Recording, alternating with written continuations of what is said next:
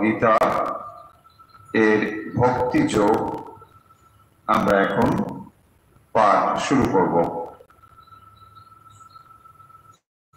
বসুদেবসুতং দেবং কংসচাণূরমর্দনং দেবকী পরমানন্দং কৃষ্ণং বন্দে জগদ্গুরুম। শ্রীমদ্ ভগবদ গীতার দ্বাদশ অধ্যায় হলো ভক্তিযোগ। ভক্তিযোগের আমরা যে শ্লোকগুলি পড়ছিলাম, এই অধ্যায়ের 13 নম্বর শ্লোক থেকে ভগবান ভক্তের বিশেষ গুণ সম্বন্ধে বলছেন। এক একটি গুণের কথা বলে তিনি বলছেন, স্বামী ভক্ত প্রিয়া, এরাই আমার প্রিয় ভক্ত। ভগবানের প্রিয় ভক্ত হতে গেলে কি কি গুণাবলী থাকা প্রয়োজন, সেই বিষয়গুলি এই ভক্তি যোগে ভগবান বলছেন। আমরা 13 নম্বর শ্লোক থেকে ভগবান ভক্তের বিশেষ গুণাবলী সম্বন্ধে যে কথা বলেছেন সেগুলি আমরা পড়ছিলাম। যদি আমরা ভগবানের ভক্ত হয়ে উঠতে চাই, তাহলে এই গুণগুলির দিকে আমাদের আগেই দৃষ্টি দিতে হবে।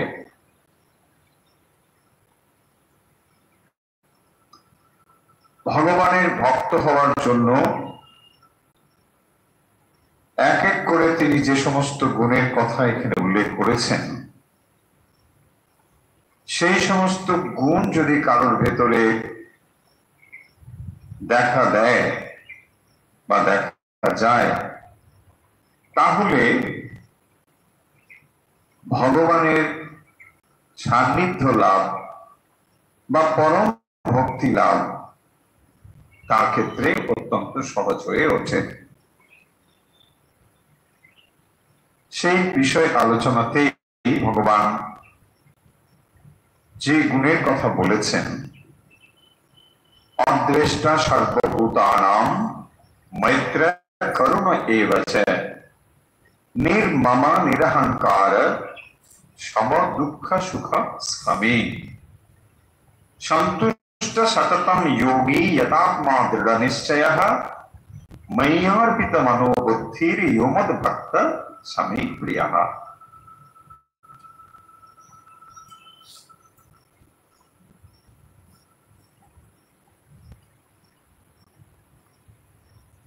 আমরা এই বিষয়গুলি ইতিমধ্যে আলোচনা করেছি। খুব সংক্ষেপে আমরা এই বিষয়গুলো আলোচনা করেই পরবর্তী অংশে যাব। প্রথমেই দেখুন, বলা হচ্ছে অদ্বেষ্টা সর্বভূতানাম।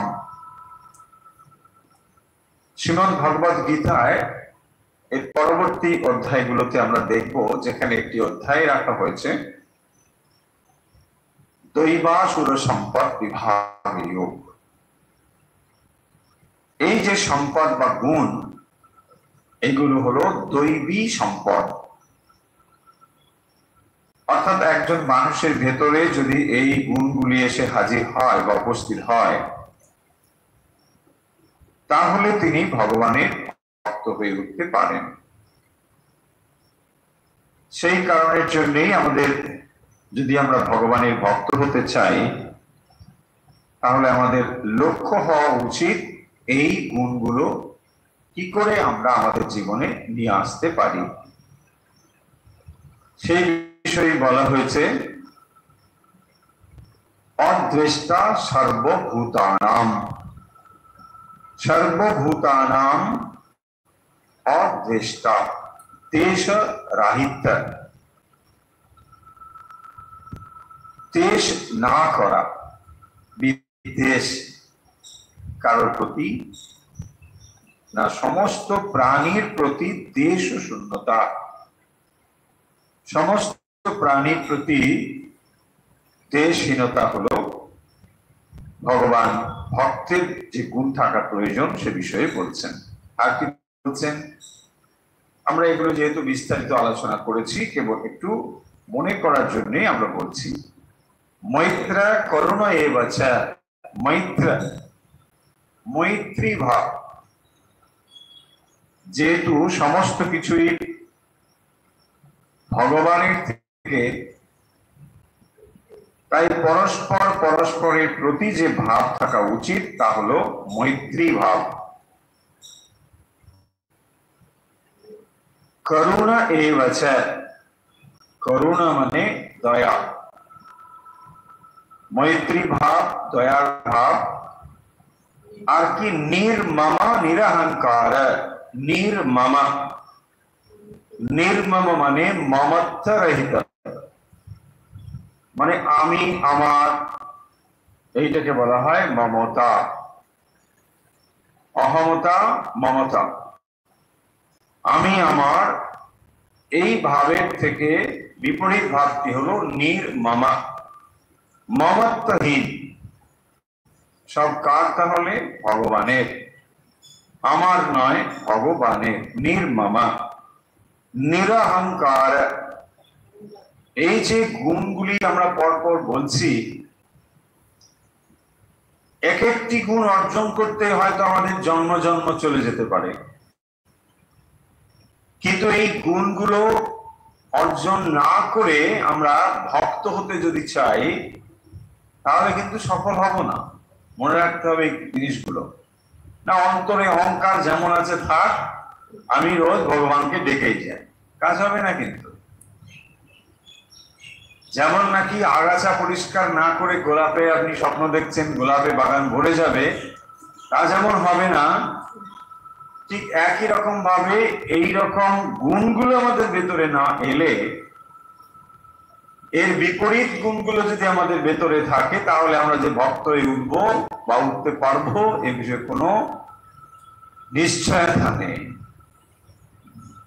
এখন ভগবানের কৃপা হলে হয়ে যেতে পারে, কিন্তু সেই জায়গাগুলো এক্সেপশন। এখন আপনি যদি মনে করেন যে না ঠিক আছে আমি সেরকম এক্সেপশনাল ভক্ত, তাহলে কিছু বলার নেই। আর যদি মনে করেন যে না আমি এক্সেপশনাল নয়, আমাকে নিয়ম মেনে যেতে হবে, তাহলে আপনাকে এই বিষয়গুলোর উপরেই ধ্যান বেশি করে দিতে হবে। আমরা আগের দিনও বলেছিলাম এই এক্সাম্পলটি, যে যেখানে যদি আপনি গোলাপ ফুল চাষ করতে চান, তাহলে আপনাকে অন্য সমস্ত বিষয় ভাবতে হবে, গোলাপটা অন্তত মাথা থেকে তখন সরিয়ে দিতে হবে, তাহলেই গোলাপ ফুটবে। কারণ সবসময় বসে বসে যদি গোলাপ গোলাপই করেন তাহলে আর গোলাপ ফুটবে না। বরং গোলাপ চাষের জন্য যেগুলো অনুকূল সেগুলোকেই আমাকে অধিক পরিমাণে ধ্যান দিতে হবে। এবং এটিও বলেছিলাম যে দেখুন, যে উপাদানগুলো থেকে আপনি গোলাপ ফুল ফোটাচ্ছেন বা যে শর্তগুলো মেনে আপনি গোলাপ ফুল ফোটাচ্ছেন, তার কোনোটার ভেতরে গোলাপের কোনো গন্ধই নেই। আপনি দেখুন ওখানে কি গোবর সার দেয়, আপনি গোবরের একটু গোলাপের মতো একটু গন্ধ, একটু রং, হ্যাঁ, কিচ্ছু নেই, কোন গোলাপের সাদৃশ্যই নেই, বরং বিপরীত জিনিস আছে, তাই না? অথচ দেখুন ওই গোবর সারই কিরকম গোলাপে রূপান্তরিত হচ্ছে। পয়েন্টটা এখানে যা, তা হলো এই কোয়ালিটি গুলোকে আমাদের ডেভেলপ করতে হবে। তো আমরা যদি এই কোয়ালিটি গুলোকে ডেভেলপ করতে পারি, এখন প্রশ্ন হবে যে আচ্ছা আমরা এই কোয়ালিটি গুলোকে ডেভেলপ করতে পারি? আমরা নিশ্চয়ই পারি। এইগুলোকেই আমরা যদি করি তাহলে কিন্তু আমরা ভগবানের ভক্ত হয়ে উঠতে পারবো। এটাই এখানে এই গুণগুলো বলার তাৎপর্য। निर्मम निरहंकार अहंकार राहित। দেখবেন কথামৃতে বলা হচ্ছে যে অহংকার তো যাবে না, তবে থাক দাস আমি হয়ে, ভক্ত আমি হয়ে। পয়েন্টটা লক্ষ্য করার মতো। অহংকার জিনিসটি এমন, আপনি যখনই বলছেন আমার অহংকার নেই, এটা একটা অহংকারের চিহ্ন, সাংঘাতিক অহংকারের চিহ্ন। আমার কোনো অহংকার, জানো তো আমার কি গুণ, কোনো অহংকার নেই, এটাই সর্বনেশী অহংকার। তার মানে আমার যে এত গুণ আছে কেউ খুব একটা অ্যাপ্রিসিয়েট করছে না। আমি নিজেই নিজের অ্যাপ্রিসিয়েট করে বলতে চাই, একবার দেখো, হ্যাঁ আমার কোনো অহংকার, ওটাই সাংঘাতিক অহংকার। দেখুন তাহলে যিনি বলছেন অহংকার নেই, ওটাই তাহলে অহংকার, তাহলে যাবে কি করে? কি সাংঘাতিক না, সেলফ কন্ট্রাডিক্টরি। সেই জন্যই শ্রীরামকৃষ্ণ বলছেন যে অহংকার চলে যাওয়াটা অত সহজ ব্যাপার নয়। বলছেন গাছের কেটে দিলে ওই ফেগড়ি বেরোয়, হেনা তেনা এসব বলেছে। তার মানে আপনি যদি মনে করেন যে অহংকারটা আমি বিলুপ্ত করতে পারলাম, কোথাও না কোথাও দেখবেন ওটা আবার বেরোচ্ছে। মানে একদিকে চাপা দিলেন তো আরেকদিকে বেরোবে। তার মানে ব্যাপারটা হচ্ছে এটাকে সাপ্রেস করা যাবে না, কখনো পারবেন না এটাকে সাপ্রেস করতে, কারণ এত পাওয়ারফুল জিনিস যে ওটা যেদিক দিয়ে হোক বেরিয়ে যাবে। এই জন্য শ্রীরামকৃষ্ণ বলছেন এটাকে একটা ভালো দিকে চ্যানেলাইজ করতে হবে। কিরকম? বলছেন অহংকারটা যাওয়ার যদি নয়, তাহলে ওটাকে দাস আমি, ভক্ত আমি, এইভাবে ওটাকে কনভার্ট করে দাও। দেখুন তাহলে কি হলো, তাহলে অহংকারটা সমূলে চলে গেল না, কিন্তু ওর একটা ভালো আমি রূপ দিতে পারলাম, যে রূপটার দ্বারা আমি রক্ষা পেয়ে যাব। এই ব্যাপারগুলো এর মধ্যে অন্তর্নিহিত আছে। কারণ অহংকার জীবের একেবারে ভেতরের ব্যাপার, অত্যন্ত ভেতরে। মানে আমি যদি এখনকার ভাষায় বলি ইনবিল্ট, এটা ইনবিল্ট আছে। আপনি এটাকে একদম জিরো করতে পারবেন না, যেটা পারবেন এটা হচ্ছে এটার একটা রূপ দিতে পারবেন। যেমন আমরা বলি যে আপনার ডিজায়ারকে আপনি একদম শেষ করতে পারবেন না। কি সমস্যা কি হচ্ছে? সাউন্ডটা যাচ্ছে না, কাটা কাটা কেন? কাটা কাটা যাচ্ছে কেন? কাটা কাটা কাটা কাটা কি রে? এটাকে হাইড করবো, এটাকে সংস্কার হাইড করে একটু কাটা কাটা। এত সাউন্ড হচ্ছে তো, প্রচন্ড নয়েজ হচ্ছে, এই জন্য মুশকিল। আরে ওইটুকুতে কিছু উঁচু হবে, অনেকটা হাইড করো, বাতাস টাতাস গুলো আসছে, সেই জন্য মাঝে মাঝে সাউন্ডটা ডিস্টার্ব হচ্ছে।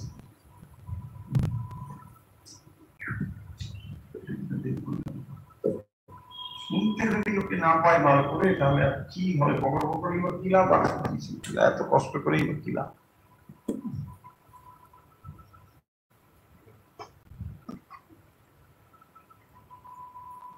যারা শুনছেন দূর থেকে দেখুন কেমন। এখন আমি জানি না, বুঝতে পারছি না। দেখো ওখানে কমেন্টস তো থাকবে, সাউন্ড শুনতে পাচ্ছি না। তো যে কথা বলছিলাম, অহংকার। দেখুন অহংকার যেমন, যখনই আমি বলছি আমার অহংকার নেই, এটি অহংকারের একটা চিহ্ন, তাহলে অহংকারকে আমরা পূর্ণভাবে সরিয়ে ফেলতে পারছি না। আর যেমন বলছিলাম যে ডিজায়ার, কামনা, বাসনা, এটাও দেখবেন আমাদের ভেতরে ইনবিল্ট, এটাকেও আপনি একেবারে সরিয়ে ফেলতে পারবেন না। হচ্ছে এসব? কিছু একটা মানে থাকবেই প্রত্যেক দিনের সমস্যার মধ্যে। এতে বলার মুহূর্তে তো চলে যায়, একটা কথা বলতে বারবার এসব কি হচ্ছে।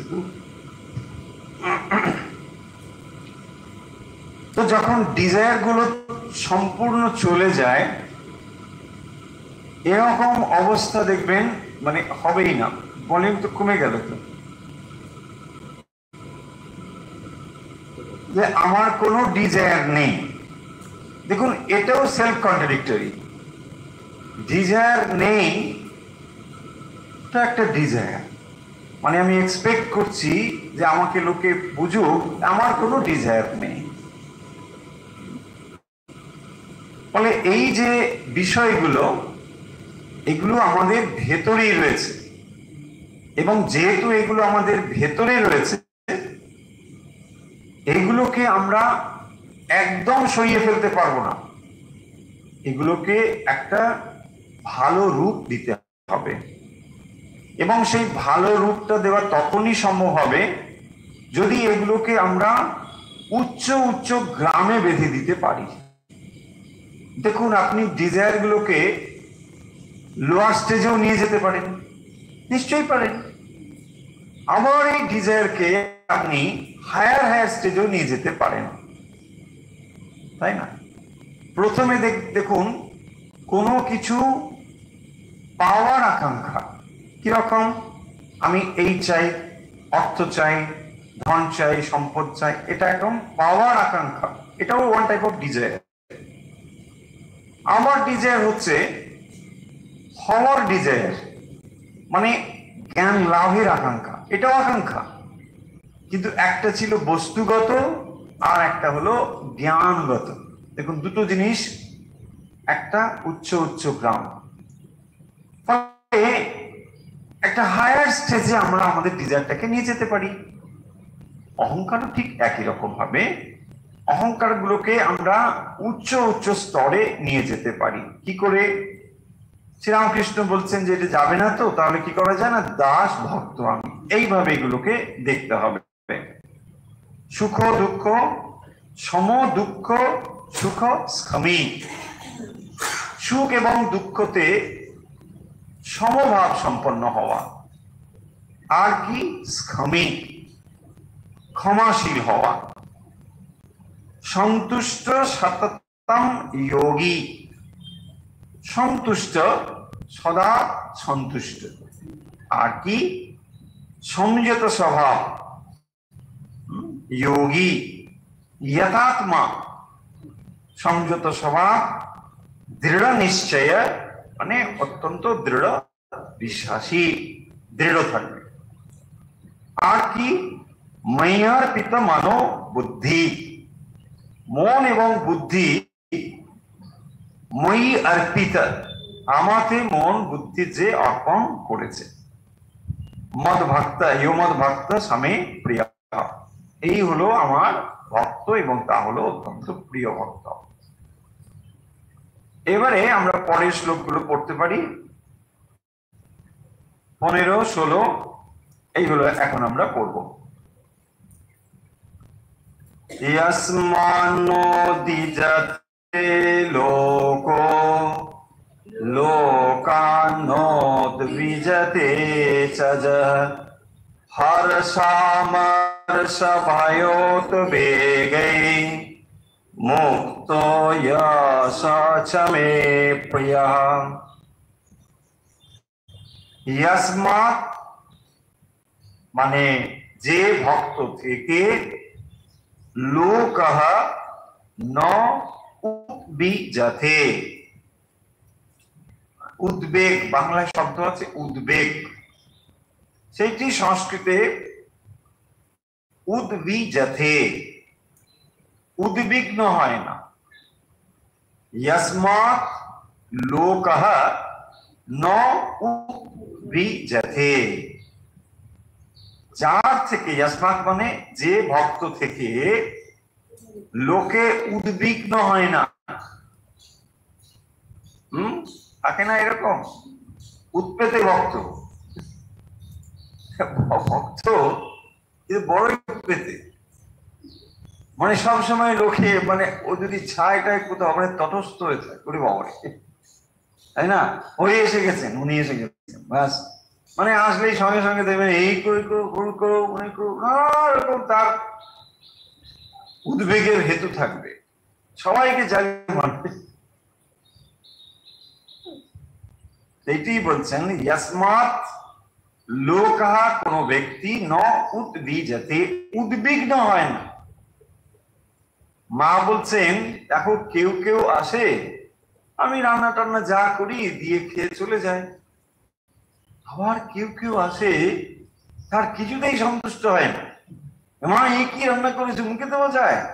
কি করেছো এগুলো? দেখুন কি অবস্থা। আরে মা ওগুলো পাবে কোথায়?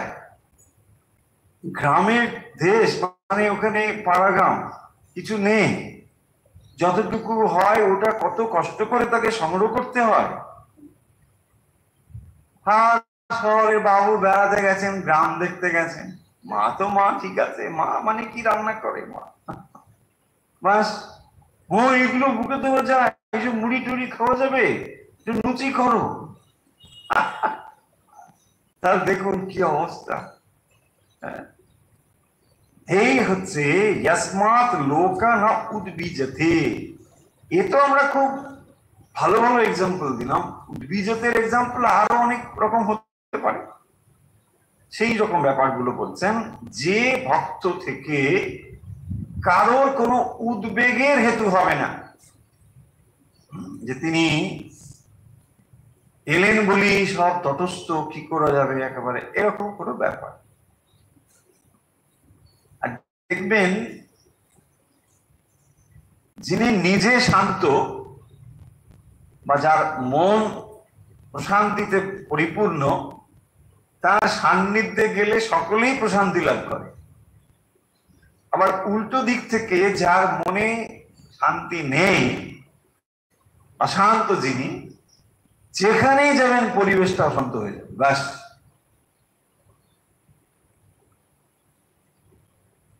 সেই জন্য বলা হয়, disturbed man can disturb other, only disturbed man can disturb others।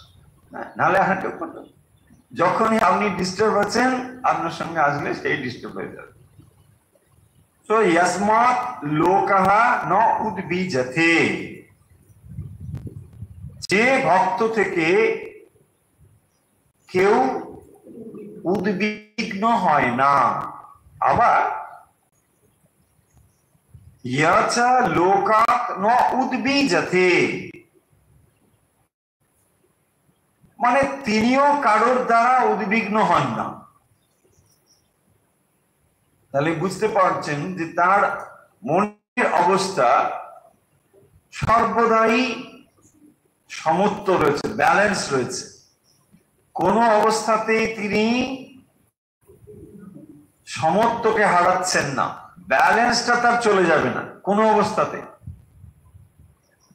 না তিনি অন্যের উপরে তার মনের প্রশান্তিকে ভাঙতে দেবেন, নাকি অন্যের মনের প্রভাবের দ্বারা তিনি প্রভাবিত হবেন। আমরা সাধারণ মানুষ কি হই? উদ্বিগ্ন হই। কেন না? আমরা বাইরের পরিবেশকে আমার মনের উপর প্রভাব বিস্তার করতে দিই, সেই কারণের জন্য আমরা একটুতেই অস্থির হয়ে উঠি। কিন্তু যারা গম্ভীর আত্মা, একদম স্থির থাকেন, তারা অত সহজে ইমব্যালেন্স হয় না। প্রকৃষ্ট উদাহরণ দেখুন মায়ের জীবন। মা কোনো কিছুতেই উদ্বিগ্ন হচ্ছেন না, যেমনই মানুষ আসুক না কেন, যেমনই ভক্ত যাক না কেন, তিনি ঠিক ভাবে সেগুলোকে হ্যান্ডেল করছেন, নিজে ঠিক ধৈর্যশীল, যত রকম স্থির শান্ত, সব ঠিক আছে। অথচ তার উপর দিয়ে কত রকম সব চলে যাচ্ছে একটার পর একটা, নানা রকম ঘটনা ঘটছে। কিন্তু মা সেগুলোকে ঠিকভাবে হ্যান্ডেল করছে। তাহলে দুটো অর্থ আমরা পরিষ্কার বুঝলাম, ইয়াসমাত ন উদ্বীজতে, লোকা লোকাৎ ন উদ্বীজতে চ ইয়। তিনি কাউকে উদ্বিগ্ন করেন না, আর কারোর দ্বারা তিনি উদ্বিগ্ন হন না। পরিষ্কার হয়েছে? তারপরের লাইনটা দেখব, দেখুন তারপরে বলছেন হর্ষ অমর্ষ ভয় উদ্বেগই মুক্তা। মুক্ত তো বুঝলাম, চারটে এখানে শব্দ রয়েছে দেখুন, একটা হলো হর্ষ, একটা হলো অমর্ষ, হর্ষা মর্ষ, হর্ষযুক্ত অমর্ষ, ভয় উদ্বেগই, ভয় উদ্বেগই। বহু বচন করা হয়েছে বলে সব উদ্বেগই। তাহলে চারটে জিনিস কি? হর্ষ, হর্ষ মানে কি? আনন্দ, হর্ষ মানে আনন্দ। অমর্ষ মানে কি? অমর্ষ শব্দের অর্থ আচার্য শঙ্কর করেছেন যে যে জিনিসটা আমি পেতে চাই সেইটা না পাওয়ার যে অসহিষ্ণুতা, তাকেই বলা হয়েছে অমর্ষ। আচার্য শঙ্কর এর অর্থ করেছেন অমর্ষ মানে এটা, যেটা আমি পেতে চাই এটা না পেলে যে অসহিষ্ণুতা তৈরি হয়। আর শ্রীধর স্বামী এর অর্থ করেছেন পরশ্রী কাতরতা। মোটামুটি অসুবিধে নেই। তাহলে হর্ষ আর অমর্ষ, আর কি না? হর্ষ অমর্ষ ভয়া উদ্বেগই। ভয়া, ভয়টা তো ভয় আমরা বুঝতে পারি, আর উদ্বেগ, উদ্বেগ শব্দ আগে ক্রিয়াপদ দিয়ে বলা হয়েছে। উদ্বেগ কোনো কিছুর দ্বারা আপনি বিচলিত যখন হন সেটাই উদ্বেগ। তাহলে এই যে উদ্বেগ, ভয়, হর্ষ অথবা অমর্ষ, মুক্তা, এগুলো থেকে তিনি মুক্ত হবেন। সেই জন্য বলছেন হর্ষা মর্ষ বায়োদ্বেগই মুক্তা ইয়া সমে প্রিয়ঃ। তাহলে 15 নম্বর শ্লোকে বলা হচ্ছে যিনি কাউকে উদ্বিগ্ন করেন না, কারোর দ্বারা উদ্বিগ্ন হন না, আবার যিনি আনন্দ, পরশ্রী কাতরতা এবং তার ফলে যে চাঞ্চল্য, তাই না? পরশ্রী কাতরতা থেকেই তো চাঞ্চল্য হবে, মানসিক স্থিতি নষ্ট হবে। পরশ্রী কাতরতা মানে কি? অপরের শ্রী মানে তার সৌন্দর্য হতে পারে, তার গুণ হতে পারে, তার ধন হতে পারে, যে কিছু হতে পারে। ধন সম্পদ দেখে আমি ঈর্ষান্বিত হলাম, পরশ্রী কাতরতা, অপরের বিকাশ, সৌন্দর্য ইত্যাদিতে আমি সহ্য করতে না পারা, তাই না? তখন কি হয়? ভেতরে একটা জ্বালা তৈরি হয় এবং সেই জ্বালা আপনাকে পুড়িয়ে ফেলে, মনের চঞ্চলতা তৈরি করে। ছিলেন ভালো, যেই শুনলেন যে ও না এই লটারি পেয়ে গেছে, হ্যাঁ কি বল, বা কোনো একটা কিছু হয়েছে, সর্বনাশ হয়ে গেল, আপনার ভেতরে শেষ। এই যে অবস্থা, এটাকেই বলে পরশ্রী কাতরতা। সহজ করে বললে জেলেসি, তাই না? সহজ করে বললে তো সেটা কিরকম? এইরকম, আপনি ভালোই আছেন, আপনি খারাপ আছেন তা না, কিন্তু যেই শুনলেন ও একটা কোনো প্রাইজ পেয়েছে ধরুন, বাস হয়ে গেল, প্রাইজ পেয়েছে, কি বলছে, হ্যাঁ কি কি প্রাইজ দিল, ইস দেশটা একেবারে সর্বনাশ। আরে ও গান জানে কি, ওকে প্রাইজ দিল।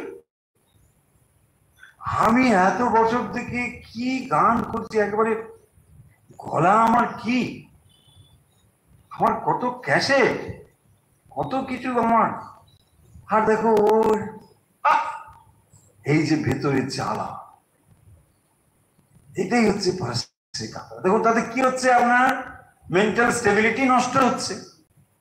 ভাবুন আপনি এই মানসিকতা নিয়ে ভক্ত হবেন কি করে, কিছুতেই সম্ভব নয়। সেই জন্য এই জিনিসগুলোকেই আমাদের বেশি ধ্যান দিতে হবে। দেখুন আমরা কি ভাবি, জব করে যাচ্ছি, ঝপ করে যাচ্ছি, আচ্ছা ঝপ করে গেলে হবে এগুলোকে বাদ দিয়ে কি হবে, প্রশ্নটা হচ্ছে এখানে। জব করতে বারণ করছি না, বা জব করলে খারাপ কিছু না, কিন্তু কথাটা হচ্ছে যে আমরা এইগুলোকে যদি না ধ্যান দিই তাহলে আমরা জবের ফলটা বুঝতে পারবো কি, পারবো না, তাই না?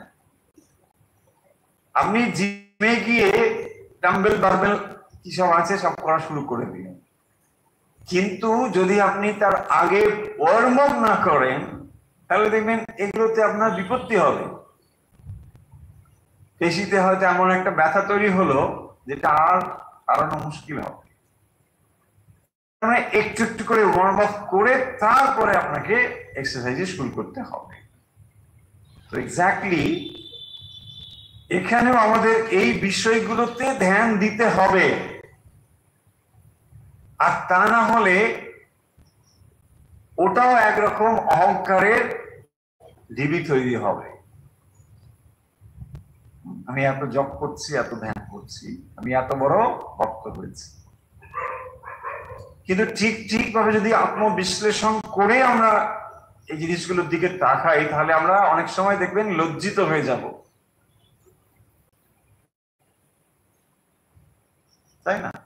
যে সত্যি সত্যি মন স্থির করে আমরা কত সময় ভগবানের নাম করতে পারছি।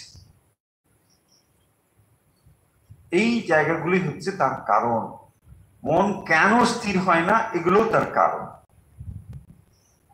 হর্ষা বর্ষ ভয় বেগই মুক্ত যশ চামে চামে প্রিয়। তাহলে 15 নম্বরে কি বলা হলো, আশা করি শ্লোকটি বুঝতে অসুবিধা নেই। यस्मान् नोद्विजते लोको लोकान् नोद्विजते च यः हर्षामर्षभयोद्वेगैर् मुक्तो य स च मे प्रियः। পরিষ্কার হয়েছে, চলুন এবারে পরের শ্লোকে যাই। অনাপেক্ষা শুচির্দক্ষ উদাসীনো গতব্যথः সর্বারম্ভ পরিত্যাগী यो मत् भक्त समे प्रियः। अनापेक्षा शुचिर्दक्ष উদাসীন গতব্যথः। আমরা বোর্ডে যে কয়েকটি পয়েন্ট লিখেছি এটি অসম্পূর্ণ, আরো রয়েছে, আমরা পরে কখনো বাকিগুলো এভাবে লিখে দেব। এখন বলছেন অনাপেক্ষা শুচির দক্ষ।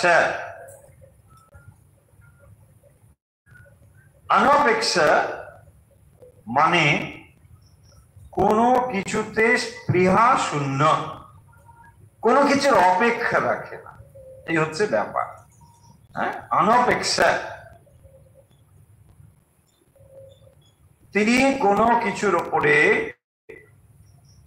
আশা রাখেন না, বাস অনপেক্ষা, হলে হলো, না হলে হলো।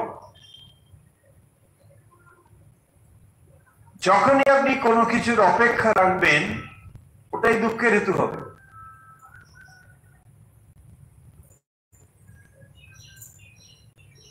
আর যিনি একমাত্র ভগবানের উপর নির্ভর করেন তিনি অনপেক্ষ হয়ে উঠতে পারেন।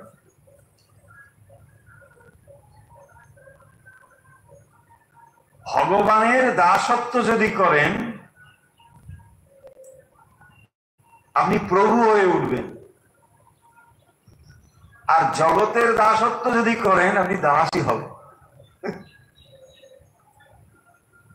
ভগবানের যদি আপনি দাসত্ব করেন, সেবক দাস, আমি ভগবানের দাস, আপনি একদিন প্রভু হয়ে উঠবেন। এই দাসত্বই, ভগবানের দাসত্বই আপনাকে প্রভুত্বে নিয়ে যাবে, একদিন সত্যি সত্যি আমি প্রভু হয়ে উঠতে পারবেন। আর জগতের দাসত্ব করলে আপনি দাসই হবেন, কৃতদাস। অনপেক্ষ সুচির দক্ষ, অনপেক্ষ তার মানে স্পৃহা শূন্য, নিস্পৃহ, জগতে কোনো কিছুর প্রতি তার কোনো স্পৃহা নেই। তার স্পৃহা কোথায়? একমাত্র ভগবান। আর কি? সূচি। পরের গুণটি হচ্ছে সূচি। সূচিটা কি না,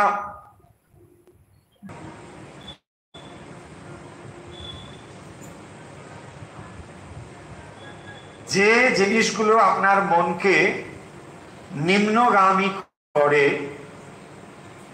তার থেকে বিরত রাখাই হলো সূচি।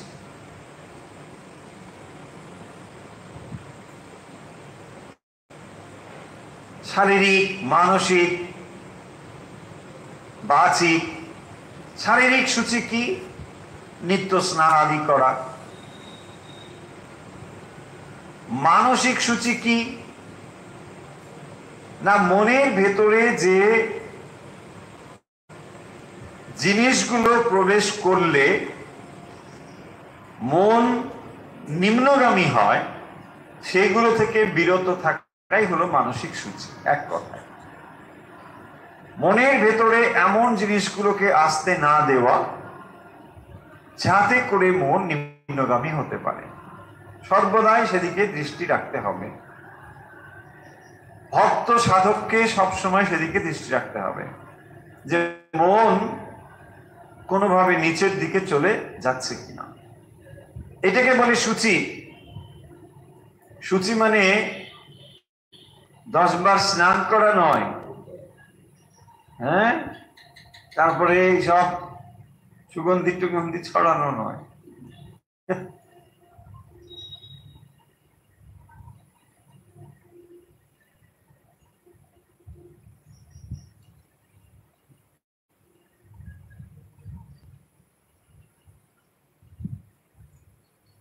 সেই আছে না, ওই রূপ গোস্বামীর ওখানেই আছে, সেখানে বলছেন যে অহংকারে যদি কেউ মত্ত হয়ে থাকে তাহলে সে সূচি হতে পারছে না। সেই জন্য সূচিতা একটি বড় গুণ। কিন্তু সেই সূচিতা আবার যেন এরকম না হয় মানে সবসময় থাকা হাত ধুচ্ছে, সেটা আবার কিন্তু রোগ বিশেষ, ওটা নয়। সর্বদাই তার সূচি কিছুতে হয় না। সর্বদাই হাতগুলো ধুয়ে ধুয়ে দেখবেন একেবারে নখ টোক গুলো খারাপ হয়ে গেছে, হাত ধুয়েই যাচ্ছে, এটা রোগ বিশেষ, ওটা নয়। তাহলে বাহ্যিক আভ্যন্তরীণ, হ্যাঁ, ভেতরে সূচি। আর কি দেখুন, দক্ষ, সূচির দক্ষ। দক্ষ মানে কি? দক্ষ মানে হচ্ছে কর্মপটু, মানে অলস না হওয়া, সোজা কথা। দক্ষ, সবকিছুতে এফিসিয়েন্ট দেখবেন। তার মানে ভক্ত মানে ওরকম নয় যে না কি করো না আমি কিছুই পারি, just good for nothing. No, দক্ষ, এফিসিয়েন্ট, কার্য তার ক্ষমতা রয়েছে, অলস নয়, সোজা কথা। কয়েকটা কিছু হলেই সঙ্গে সঙ্গে সে প্রস্তুত আছে। দক্ষ, অনলস, তার মধ্যে আলস্য আছে তা। কারণ দেখুন এই জিনিসগুলো আস্তে আস্তে গেলে, চলে গেলে সাধারণত অলসতা এসে পড়ে।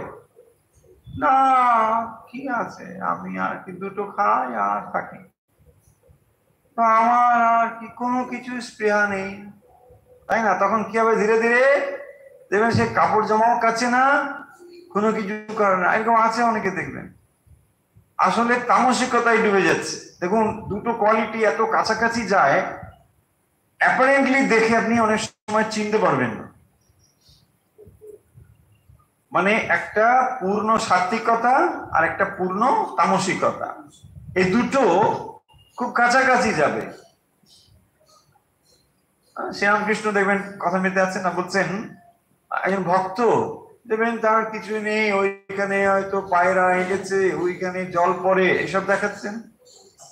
আবার ওইখানে কিছু নেই, একটা ডেগো ডাটা ওইসব নিয়ে খায় আর থাকে, ভগবানের নাম করে। এই যে ভগবানের নাম করে, দ্য মেন পয়েন্ট।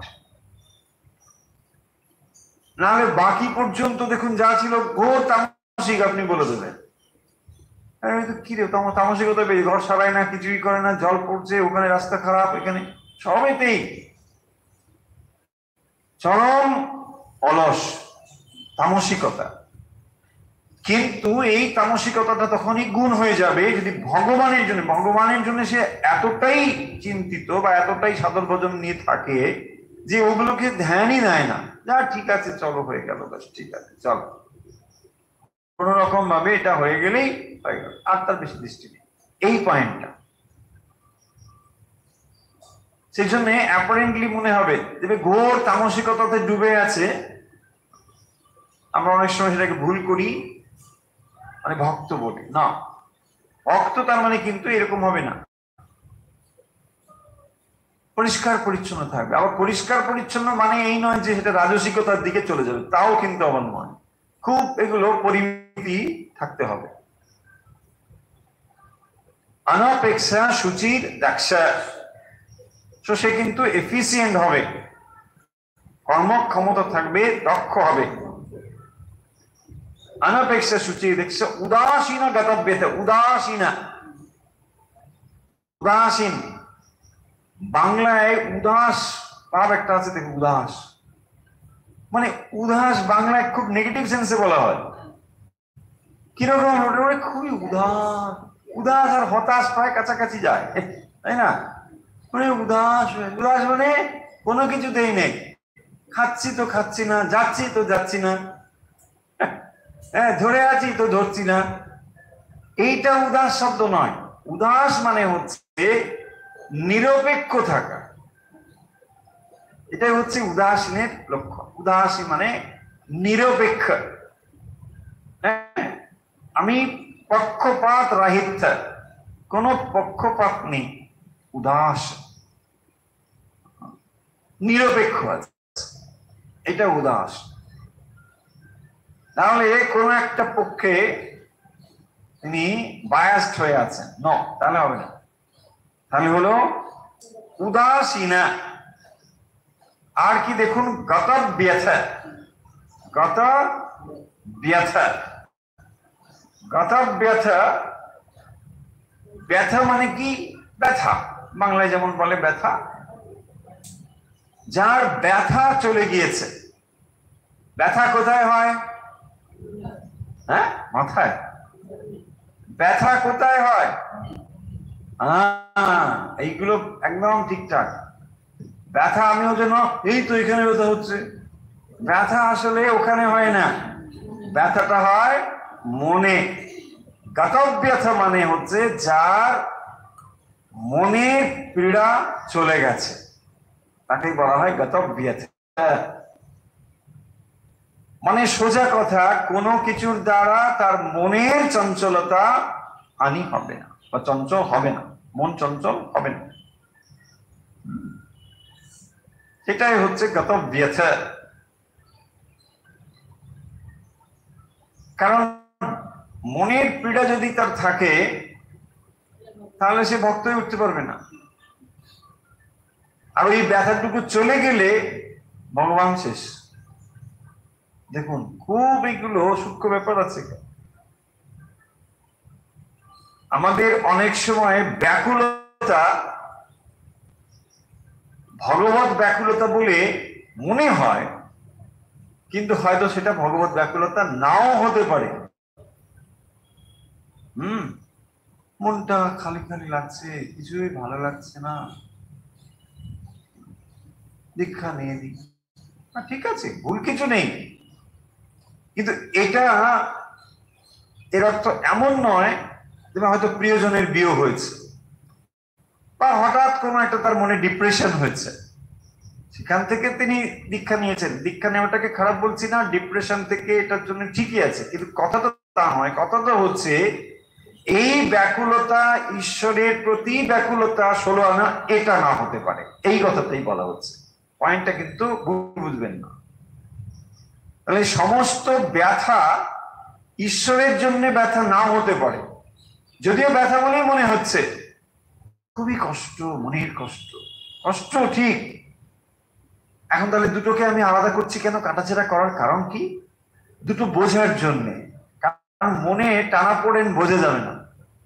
যদি ওই ব্যথাটা চলে যায় তাহলে দেখা যাবে যে আমি ঈশ্বরের প্রতি যে আমার অনুরাগ বলে ভাবছিলাম এটা হয়তো আর নেই, ব্যাস উবে গেল।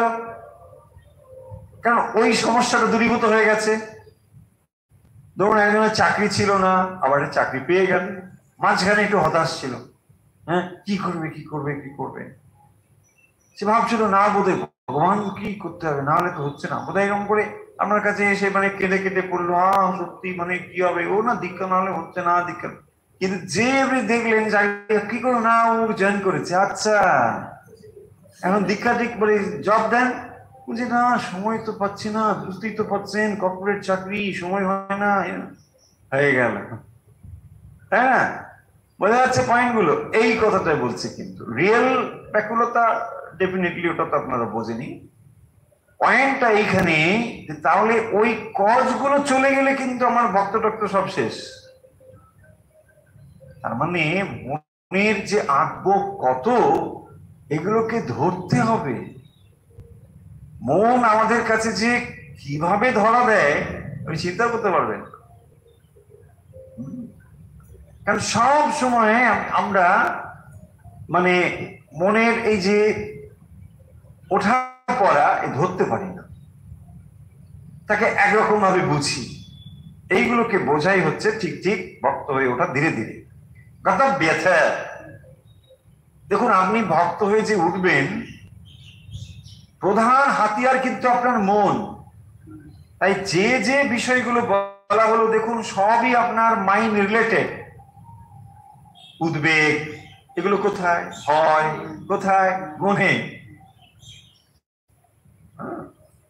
কোনো ভয় নেই। প্রথম আপনাকে ভয় শূন্য হতে হবে। কি করে হবে? না আমার ভগবান আছেন, ব্যাস তিনি আমাকে রক্ষা করবে, আর যদি না করেন না করবে, কিচ্ছু হয়নি। এই জায়গা এটাকে দৃঢ় করা, ধীরে ধীরে এই ফেথ বিশ্বাস আপনার এত দৃঢ় হবে, ভগবান আছেন, ব্যাস যদি মারেন মারবেন, কি আছে, কিচ্ছু হবে না। এই যে আপনার শক্তি, ভয় শূন্য হওয়া। দেখুন এই মন যদি খানিকটা ভয় শূন্য না হয়, রাগ দেশ শূন্য হয়, যে কোয়ালিটি গুলো বলা হলো এগুলো একেবারে আদর্শ অবস্থা, ডেফিনেটলি 100%। কিন্তু কিছু শতাংশ যদি আমাদের ভূতের এটা না থাকে, আমরা কি করে মানে ভক্ত শুরু করব কি করে? দেখুন শুরু হওয়াটাও মুশকিল আছে। সেই কারণে এগুলোকে আমাদের মনে রাখতে হবে। তাই ভগবান এখানে বলছেন। এর পরে শব্দটি দেখুন, সর্বারম্ভ পরিত্যাগী। সর্বারম্ভ, আগে এইটুকু দেখি, সর্বযুক্ত আরম্ভ, হ্যাঁ সর্বারম্ভ পরিত্যাগী, রম্ভা নয় কিন্তু সর্বা, ওখানে আকার আছে বলে এখানে একটা আকার জুড়ে যাওয়ার সম্ভাবনা আছে। সর্বারম্ভা পরিত্যাগী না, রম্ভা নয়, রম্ভা। রম্ভা মানে কলা, সব কলা পরিত্যাগ করে দাও। কি কলা? কাঁঠালি কলা, বর্তমান কলা, বর্তমান কলা, হ্যাঁ চাপা কলা, কিসব কলা আছে না? বলছে না, বলেছে গীতাই বলেছে সর্বারম্ভা পরিত্যাগ, সব কলা বাদ দিয়ে দাও। তাই কি খাবে? কাঁচকলা খাও, তবে কাঁচকলা, তা কিন্তু নয়, তাই না? তাহলে কি হলো? সর্বারম্ভ পরিত্যাগী। আরম্ভ, আরম্ভ শব্দের অর্থ হচ্ছে কর্ম। আরম্ভ মানে কর্ম।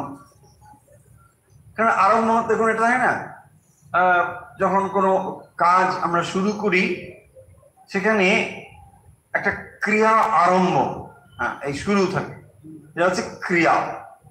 আরম্ভ মানে কর্ম। সর্বারম্ভ মানে হচ্ছে সমস্ত রকমের আরম্ভ মানে ক্রিয়া। পরিত্যাগী, পরিত্যাগী তো আমরা সহজে বুঝতে পারি, পরিত্যাগ করা, যিনি পরিত্যাগ করেছেন। তাহলে সর্বারম্ভ পরিত্যাগী, সমস্ত কর্মকে যিনি পরিত্যাগ করেছেন। বাহ, ভালো তো, সব কাজটা যিনি ছেড়ে দিয়েছেন, বাস, আর কোনো কাজ নেই, তাই না? আপনি গিয়ে বলছেন কি, কেমন আছেন? সর্বারম্ভ পরিত্যাগ। হ্যাঁ, বলছেন কি? বলছেন আমি সব ছেড়ে দিয়েছি, সর্বারম্ভ পরিত্যাগ। বলছি একটু বেজটা ধরুন না, ওদিকে নিয়ে যাবো। সর্বারম্ভ পরিত্যাগ। আর একটু টেবিলটা ধরুন, ওখানে নিয়ে যাই, ভক্তরা প্রসাদ পাবে। সর্বারম্ভ পরিত্যাগী, আপনি জানেন না আমি সব ছেড়ে দিই, কিছুই করব। আচ্ছা একটু প্রসাদ নিতে আসুন। বলছে ঠিক আছে চলুন, তাই না? প্রসাদ নিতে আছে, ঠিক আছে। তার মানে দেখুন, যখনই আমরা বলছি সমস্ত কাজ ছেড়ে দিয়েছি, মানে মানে যে কাজগুলো আমি ছেড়ে দিয়েছি বলছি, তাহলে সব ছেড়ে দাও, তাহলে ঠিক আছে, খাওয়া দাওয়া সব ছেড়ে দাও, তাও এটা হবে না। সেই জন্যে সর্বারম্ভ পরিত্যাগী কথার অর্থ হচ্ছে সমস্ত সকাম কর্মকে পরিত্যাগ করা, নিষ্কাম নয় কিন্তু, সকাম কর্ম পরিত্যাগ। দেখুন এত সময় অর্থটা পরিষ্কার হলো। তাহলে সমস্ত কর্মকে পরিত্যাগ মানে সকাম কর্মকে পরিত্যাগ করা। কে? ভক্ত। তাহলে আপনি যদি ভক্ত হতে চান কি করতে হবে? সমস্ত সকাম কর্মকে ত্যাগ করতে হবে। কেন আপনি প্রশ্ন করতে পারেন। দেখুন, যখনই আপনি সকাম কর্ম করে যাচ্ছেন, তাহলে কর্ম এবং কর্মফল, তাহলে আপনি কার উপর নির্ভর করছেন? মুখে বলছেন ভগবানের উপর নির্ভর করছি, আসলে আমি কর্মফলের উপর নির্ভর করছি। দেখুন হিপোক্রেট, তাই না? বিচারিত হয়ে যাচ্ছে না? ভগবান তুমি ছাড়া আমার আর কেউ নেই, হ্যাঁ এলআইসি আমি দিয়ে যাচ্ছি। আরে না না, বুঝবেন না, এলআইসি আপনি দিন, কথাটা আমার অন্যভাবে নেবেন না। দেখুন তাহলে আমি ভগবানের উপর যে 16 আনা নির্ভর করছি বলে মুখে বলছি, কিন্তু আমি তো রেডি আছি না। এমনকি আসবে কিনা কে জানে, তাই না? যখন আমি ডাকবো তখন তুমি আসবে কিনা আমার সন্দেহ আছে, তাই না?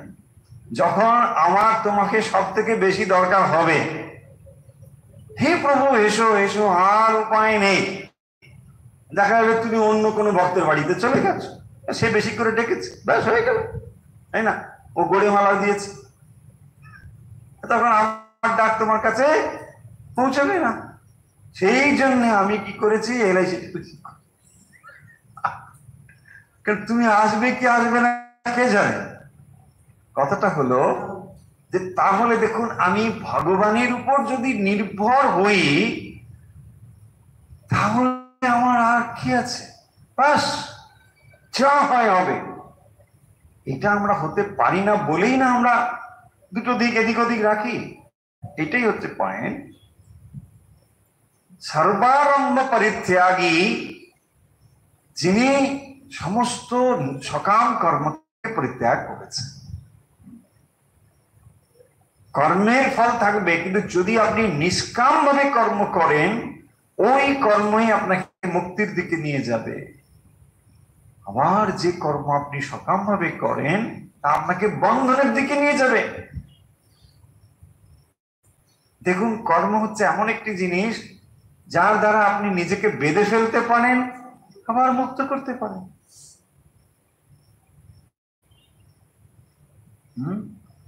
আমার এই যে যা কিছু করা, এই সবই আপনি এই জগতে, ইহলোকে, এই জন্মে এখানেই করতে পারেন।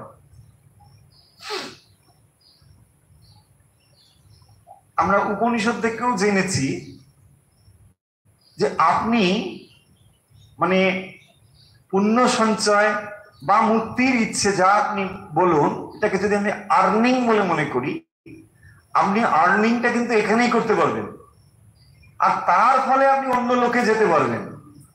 সে আপনি যদি ইচ্ছে করেন, না করলে মুক্ত হয়ে যাবেন, ঠিক আছে, কিন্তু যা আপনার করা সম্ভব তা কিন্তু এখানেই।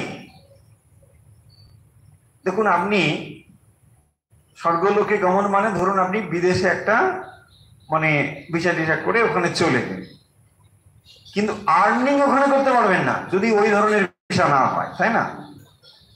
আর্নিং আপনাকে এখানে করতে হবে, তার রেজাল্ট আপনি ওখানে গিয়ে ভোগ করছেন, এখান থেকে ডলার নিয়ে করে ডলার কনভার্ট করে ওখানে আপনি ভোগ করছেন। দেখুন, আর্নিংটা আপনাকে এখানে করতে হবে। ঠিক সেরকম আপনার modification, next next next destination সবই আপনি ডিটারমিন করতে পারেন এখান থেকে। আপনি সকাম করলে একরকম রেজাল্ট, নিষ্কাম করলে একরকম রেজাল্ট, কিন্তু সবটাই আপনি এখান থেকেই করতে পারেন। তাহলে আমরা কনক্লুড করে দিই, পড়লাম 15 এবং 16 কি, ইয়াসমাত নো উদ্বিজতে লোক, লোকা নো উদ্বিজতে চাজা। যিনি কাউকে উদ্বিগ্ন করেন না, কারোর দ্বারাও উদ্বিগ্ন হন না, এই হলো সোজা কথা। আর তিনি তখনই উদ্বিগ্ন হবেন না যদি তিনি অপরকে উদ্বিগ্ন না করেন। এ দুটো কিন্তু খুবই পারস্পরিক ভাবে চলে। মানে আপনি যদি কারোর উদ্বেগের হেতু না হন, আপনাকেও কেউ উদ্বিগ্ন করবে না, যে না না উনি ঠিক আছে, ভালো সব। এ দুটো ঠিক এইভাবে। হর্ষামর্ষ ভয়ের বেগই মুক্তাহা। তারপরে বলছেন হর্ষ, অমর্ষ, ভয়, উদ্বেগ, এগুলোর দ্বারা মুক্ত, এগুলো থেকে মুক্ত তিনি হচ্ছেন আমার প্রিয়, যিনি ভয়, হর্ষ, অমর্ষ এবং উদ্বেগ মুক্ত। তারপরে বলছেন অনপেক্ষা, তার কোন স্পৃহা নেই, অপেক্ষতা নেই, কারোর উপর তিনি অপেক্ষা করেন, অনপেক্ষা, কোন ডিপেন্ডেন্ট নেই। দেখুন, মানুষ যত যত বয়স বাড়তে থাকে, কত রকম এর উপর আমাদের অপেক্ষা করতে হয়, নির্ভর করতে হয়, তাই না? অনপেক্ষা মানে একমাত্র ঈশ্বরের উপর নির্ভরতাই হচ্ছে নির্ভরতা বা অনপেক্ষতা, একমাত্র ঈশ্বরের উপর নির্ভর। ঔষধম গঙ্গা তুরিয়া দাস, ঔষধম গঙ্গা তুরিয়া, যা হয় হবে, ভগবানের উপর নির্ভর করে থাকে, সে হচ্ছে এইভাবে থাকে। আর যে ভগবানের উপর নির্ভর করে, ভগবান তাকে ঠিকভাবেই রক্ষা করেন। কিন্তু ওইটুকু আমাদের পরীক্ষা দিতে হবে, কারণ ওইটুকু আমরা তাকে ছেড়ে দিতে পারি না। যদি ছেড়ে দিতে পারি, ভগবান ঠিক করবেন। অনপেক্ষা সূচি দাক্ষ, সূচি বাহ্যিক আভ্যন্তরীণ সূচি। আর কি না দক্ষ, দক্ষ মানে অনলস, হ্যাঁ, দক্ষতা হওয়া, কর্মদক্ষতা মানে অনলস হওয়া। অলসতা থাকবে না, অলসতার উল্টোই হচ্ছে আচ্ছা উদাসীনা। উদাসীন মানে যে তখন কিছুতে নিরপেক্ষ থাকা, তাকে বলা হয় উদাসীনা। ব্যথা, মনের ব্যথা থেকে যিনি দূরে আছেন, যার মনের কষ্ট চলে গিয়েছে, কথা ব্যথা।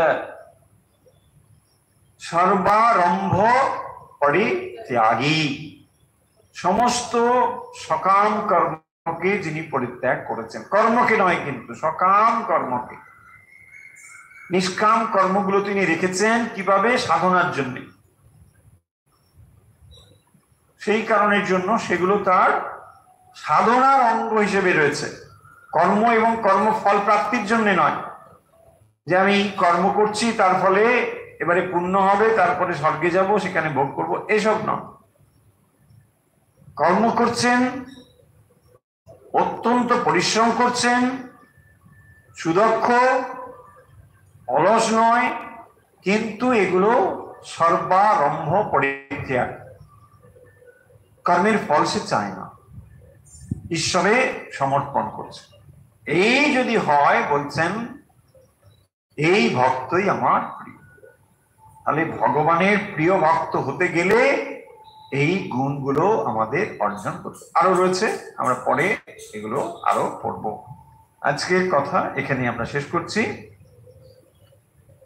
এই অধ্যায়ের এই যে শেষের যে শ্লোকগুলি, অর্থাৎ 13 থেকে একেবারে 20 পর্যন্ত যে শ্লোকগুলি, এগুলো খুব ইম্পর্টেন্ট, কারণ এই গুণগুলোর কথা এখানে খুব সুন্দর করে বলা হয়েছে।